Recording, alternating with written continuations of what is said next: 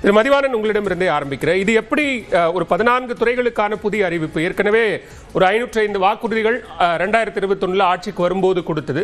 அதுக்கப்புறம் அறிவிக்கப்படாத பல திட்டங்கள் அல்லது அறிவித்த பல திட்டங்கள் அப்படின்னு நிறைய இருக்கும்போது மீண்டும் அடுத்த 5 ஆண்டுகளுக்கான ஒரு விஷன் அப்படின்னு இப்போ இதை முன்வைப்பதற்கான காரணம் என்ன?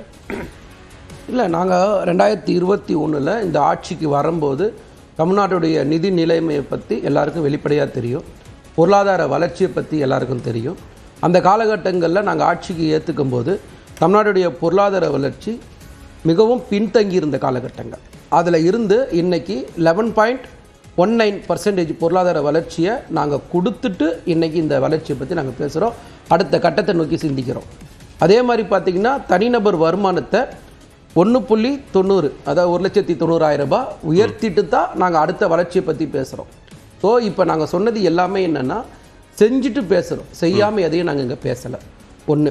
ரெண்டாவது உள்நாட்டு உற்பத்தியை பொறுத்த வரைக்கும் பேசிங்கன்னா 2020 எதிர்கட்சிகளுடைய குற்றச்சாட்டு, நீங்க கொடுத்த தேர்தல் வாக்குறுதிகளை நிறைவேற்றல அப்படிங்கிறது தான் அவர்களுடைய குற்றச்சாட்டு. இப்ப நீங்க நிறைவேற்றிட்டு பேசுறோம் அப்படின்னு சொல்றீங்க, மாறா எதிர்கட்சிகள் அதை நீங்க நிறைவேற்றல அப்படின்னு தொடர்ந்து களங்கள்ல, தேர்தல் பரப்புரை களங்கள்ல இப்ப பேச ஆரம்பிச்சிருக்காங்க. இல்ல, இப்ப நீங்க அதை நிறைவேற்றல அப்படின்னு சொல்லி இருந்தா அதன் பிறகு நடைபெற்ற எந்த தேர்தல்களையும் எங்கள் கட்சி வெற்றி பெற்றிருக்காது, எங்கள் கூட்டணி வெற்றி பெற்றிருக்காது. தொடர்ச்சியாக 100% வெற்றியை மக்கள் எப்படி கொடுக்குறாங்க? அப்போ சொன்ன திட்டங்களையும் நிறைவேற்றியிருக்கிறோம், சொல்லாத திட்டங்களையும் நிறைவேற்றிருக்கோம். காலை சுற்று திட்டங்கள் மாதிரியான திட்டங்கள் நாங்கள் தேர்தல் 2024 தேர்தல், ஒருவேளை நீங்க 2024 தேர்தலை குறிப்பிட்டீங்கன்னா அது நாடாளுமன்ற தேர்தல், இப்ப நடக்க போறதா சட்டமன்ற தேர்தல். இதுதான் தமிழ்நாட்டில் ஆட்சி மாற்றத்திற்கான தேர்தல். அப்படின்னா இந்த தேர்தலில் தானே உங்களுக்கான மேண்டேட்டை, உங்களுக்கான மார்க்க மக்கள் போட போறது இந்த தேர்தலில் தானே. இப்போ அதுதான் நாங்கள் என்ன சொல்றோம்னா, 2024 நாடாளுமன்ற தேர்தல் நீங்க சொன்னா, அப்ப 2019 நாடாளுமன்ற தேர்தலில் நாங்கள் 39 தொகுதி தான் வெற்றி பெற்றோம். 2024 அப்ப 40 எப்படி வெற்றி பெறோம்னா, மக்களுக்கான திட்டங்களை நாங்கள் செஞ்சிருக்கோன்றதுனால மக்கள் எங்களுக்கு வெற்றியை பரிசா கொடுத்துருக்காங்க. அப்போ 40ன்றது 100% வெற்றி. அப்போ 221 சட்டமன்ற தொகுதியா பார்த்தீங்கன்னா எங்க கூட்டணி தான் முன்னிலையில் இருக்கு 234 சட்டமன்ற தொகுதிகளில். அப்போ 221 சட்டமன்ற தொகுதியில் எப்படி நாங்கள் முன்னிலையில் இருக்க முடியும்? அப்படி இருக்க முடியாது. ஏன்னா மக்களுக்கான வளர்ச்சியை நாங்கள் கொடுத்ததுனால தான் இந்த வெற்றி சாத்தியப்பட்டிருக்கு. நீங்க வெளிப்படையா பார்த்தா சில திட்டங்கள் நீங்க நிறைவேற்றல, சில வாக்குறுதிகள் நிறைவேற்றல அப்படின்னு நீங்க சொன்னீங்கன்னா அது அத்தனையுமே நிதி சார்ந்த பிரச்சனை. இப்ப உதாரணத்துக்கு பாத்தீங்கன்னா கல்விக்கான நிதி சார்ந்த பிரச்சனை அப்படின்னு சொல்லிட்டா அதுல இருந்து அது எஸ்கேபிசம் ஆகாது. இல்லையே, நீங்க அதையும் உணரணும் இல்லை. இப்போ கல்விக்கான நிதி SSI ஃபண்ட் 3548 கோடி கொடுக்கணும், கொடுக்கல. இப்போ அதுக்காக நாங்கள் திட்டங்களை நிறுத்திட்டோமான்னு கேட்குறேன். நாங்கள் அதை நடைமுறைப்படுத்திட்டு தானே இருக்கோம். அப்போ எங்களுடைய நிதியை கொடுத்து நாங்கள் செய்கிறோம். உதாரணத்துக்கு ஜல்ஜீவன் திட்டத்தில் 3112 கோடி கொடுக்க வேண்டிய காசு கொடுக்கவே இல்லை. உள்ளாட்சி அமைப்புகளுக்கு வர வேண்டிய நிதி 2246 கோடி வரல. ஆனால் நாங்கள் நிர்வாகம் பண்ணிக்கிட்டு தானே இருக்கோம். காரணம் சொல்லிட்டு நிர்வாகத்தை நடத்தாம இல்லைல்ல. உங்களை மாதிரி எங்களை பொறுத்த வரைக்கும் என்னன்னா, மக்களுக்கான திட்டங்களை செயல்படுத்துவதில் அல்லது திட்டங்களை அறிவித்த திட்டங்களை நடைமுறைப்படுத்துறதுல மத்திய அரசு நிதி கொடுக்கல. ஒரு 505 ஒரு 68 வாக்குறுதிகள் நிறைவேற்ற முடியல அப்படின்னா அதுல இருக்கக்கூடிய சிக்கலுக்கு பிரதானமா சொல்ற காரணம் மத்திய அரசு நிதி கொடுக்கல அப்படின்னு சொல்ற காரணம். மாறா நீங்க என்ன சொல்றீங்கன்னா, சில திட்டங்களை மத்திய அரசு நிதி இல்லாமையே மாநில அரசு நிதியிலேயே செயல்படுத்தி இருக்கிறோம் அப்படின்னு சொல்றீங்க. அப்ப மற்ற வாக்குறுதிகளையும் அப்படி செயல்படுத்துறதுக்கான முயற்சி எடுக்கப்பட்டதா? நிச்சயமா. நீங்க நாங்க தான் சொல்றோம்ல, நாங்க கொடுத்த வாக்குறுதி எல்லாமே எங்களுக்கு ஞாபகம் இருக்கு, நிறைவேற்றணும்ன்ற எண்ணமும் இருக்கு. ஆனா அதுக்கேற்ற சூழ்நிலைகள் அமையணும் இல்ல. இப்போ நீங்க உதாரணத்துக்கு எதிர்பாராத மழை வெள்ளம் வருது, எதிர்பாராத மழை வெள்ளம் வரும்போது அதுக்கான நிதியை கேட்கும்போது ஒன்றிய அரசு எங்கேயாவது சப்போர்ட் பண்ணியிருக்கா, கொடுத்துருக்கா அப்படின்னு கேள்வி கேட்டா இல்ல. அப்ப அதுக்காக அதுல வர பாதிப்பை நாங்க தானே செலவு பண்றோம். அதுதான் நாங்க சொல்ற குற்றச்சாட்டு.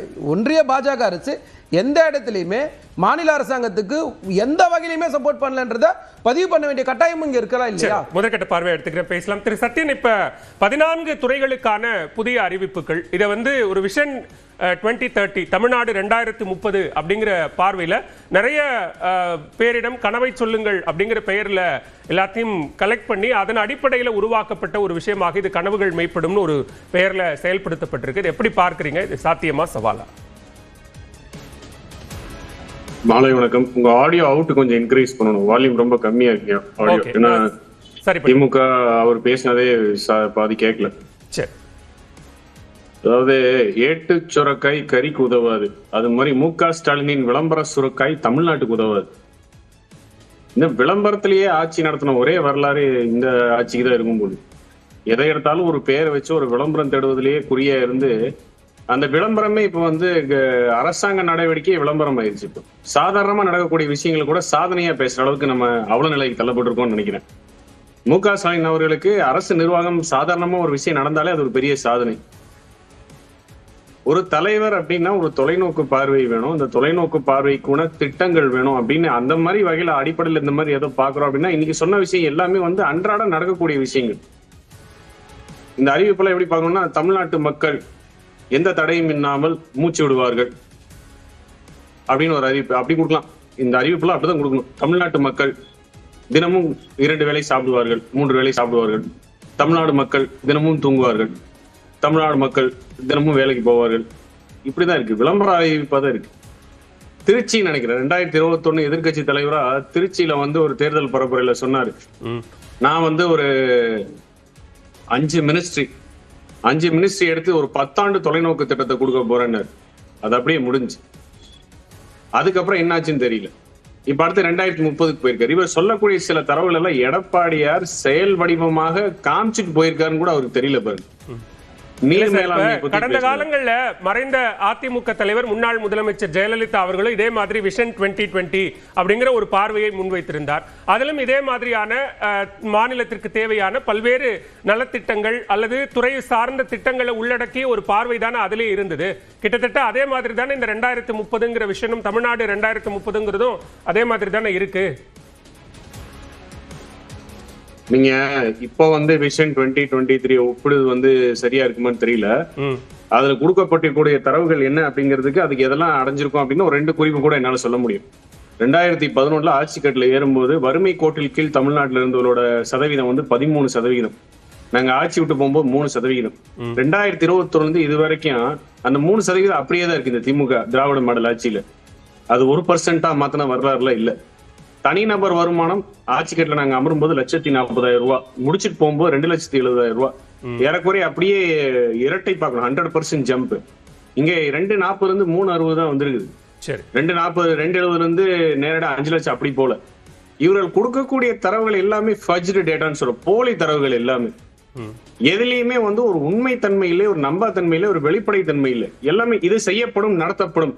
1000 பள்ளிகள் மாடல் ஸ்கூல் அப்படின்னு என்னமோ ஒரு கதை ஒன்று உருட்டினாரு. கல்வியின் தரம் உயர்த்துவது எப்படிங்கறத பத்தி ஒரு குறிப்பு, ஒரு வார்த்தை கிடையாது. நிதிச்சுமை சுதந்திரத்திலிருந்து இது வரைக்கும் 2021 வரைக்கும் 5 லட்சம் கடன் வாங்கினது. இந்த 5 ஆண்டுல இன்னொரு 5 லட்சம் வாங்கி 10 லட்சம் கோடி மாத்தியாச்சு. நிதி சுமையை எவ்வாறு கையாள போகிறோம்னு சொல்லி முதல்வர்கிட்ட இருந்து ஒரு ஸ்டேட்மெண்ட் இல்ல. இத்தனைக்கு ஒரு 5 பொருளாதார வல்லுநர்கள் வேற கோடி கணக்கில் சம்பளம் கொடுத்து 5 வருஷம் உட்காந்து வச்சிருக்காங்க. இப்ப இந்த பட்ஜெட்டுக்கு முன்னாடி ஒரு பொருளாதார ஆய்வறிக்கை வெளியாச்சு, அதுல எதுவும் தகவல் இல்லையா? இல்ல பட்ஜெட்டுக்கு முன்னாடி ஒரு பொருளாதார ஆய்வறிக்கை வெளியிட்டாங்கல்ல, அதுல எதுவும் தகவல் இல்லையா நீங்க சொல்ற மாதிரி? நீங்க இப்ப கொடுக்கற வந்து 2030ங்கிற ஒரு விஷன் ஸ்டேட்மெண்ட். நீங்க பட்ஜெட்ல பொருளாதார ஆய்வு அறிக்கையில ஜிடிபின்னு ஒண்ணு கொடுக்குறீங்க, மேனுபேக்சரிங் செக்டார் கான்ட்ரிபியூஷன் எல்லாம் சொல்லி தமிழ்நாடு எவ்வளவு பொருளாதாரத்தில்